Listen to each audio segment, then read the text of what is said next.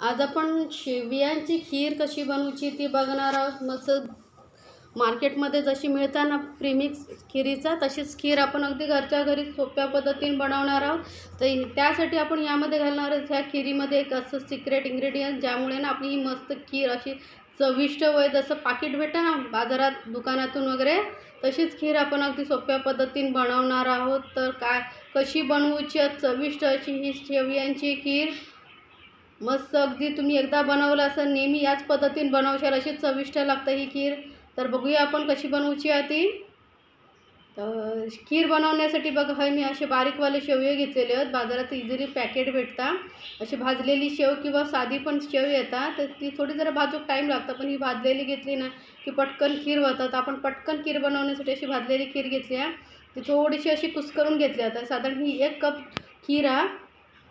सोबतच आपल्या खिरीचा मार्केट जसं टेस्ट येण्यासाठी आपण याच्यामध्ये घालता विथ मिल्क पावडर। तर मिल्क पावडर 2 चमचे घालूया त्यामुळे आपली जी खीर आहे ना ती मार्केटमध्ये खिरीचा प्रीमिक्स येतात तशी होणार आहे। तर यात थोडंसं दूध घालून अशी थोडी पातळसर अशी आपण पेस्ट बनवून घेऊया म्हणजे जेव्हा आपण ही खिरीत घालू ना तेव्हा त्याचे गुठळे व्हायचे नाही म्हणून आधीच हिची पेस्ट बनवून घ्यायची अशी। या पद्धतीने तुम्ही खीर बनवून बघा अगदी तशीच्या तशी खीर लागतं खूप चविष्ट एकदम रिच अशी टेस्ट येते या खिरीका।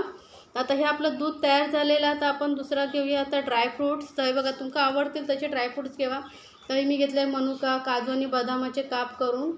आता गॅसवर एक कढई किंवा पॅन ठेवा त्याच्यामध्ये अगदी थोडासा अर्धा चमचा घी घाला।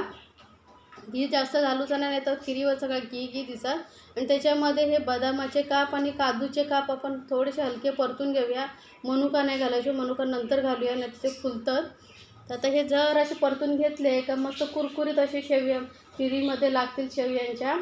हे जास्त नाही थोडंसं हलकंसं परतून घ्यायचे आहेत आणि आपण लगेच त्याच्यामध्ये घालूया जे शेवया आपण कुस्करून ठेवले होते तो।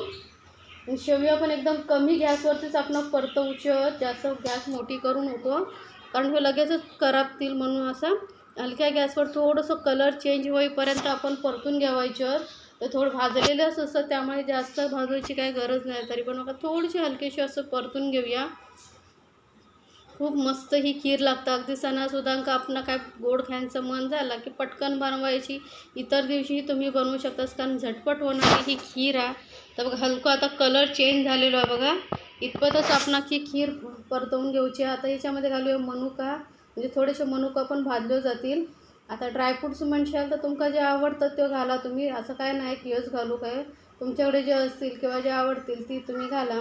तर बघा मस्त कलर चेंज झालेलो आहे जास्त करपवूचे पण नाहीत नाही तर कडू लागत खीर म्हणून इतपतच परतवून घ्यायचे। आणि दुसऱ्या साईडच्या गॅसवर मी अर्धा लिटर दूध चांगला गरम करून घेतलेला गरम दूधच घालूचं याच्यामध्ये। तर अर्धा लिटर 500 ml दूध घेतलेला। आता तुमका जर जास्त खीर बनवायची असली तर मग त्याप्रमाणे 1 लिटरची खीर बनवायची असली तर तुम्ही मग 2 कप शेवयो घ्यावा। आता दूध घालून आपण चांगलं मिक्स करून घेऊया आणि एका चांगलं उकळवूया कमीत कमी 4 ते 5 मिनटं चांगले खिरी उकळून घेऊया म्हणजे दाटसरपणा पण येत। आणि आता याच्यामध्ये आपण जर मिल्क पावडरचं दुधाच्या पावडरची पेस्ट बनवून ठेवली होती ती घालून घेऊया। अशी पेस्ट करून घेऊन घातली मग काय होतं गुठळे होत नाही नाहीतर ते परत गुठळे मोडीत राहावं त्याच्यापेक्षा ही परफेक्ट अशी पद्धत आहे बघा। आणि मिक्स करून घेऊया आणि मस्त अशी उकळी काढून घेऊया। आता याच्यामध्ये साखर घालूया तुमका आता कितपत गोड आहे त्यानुसार साखर घाला। तर मी काही बघा एक छोटीशी वाटी अशी भरून साखर घातलेली आहे 1 लिटर अर्धा लिटर दुधासाठी कारण मग जास्त गोड नको म्हणून थोडी कमी साखर घातलेली आहे छोटीशी वाटी घातलेली आहे।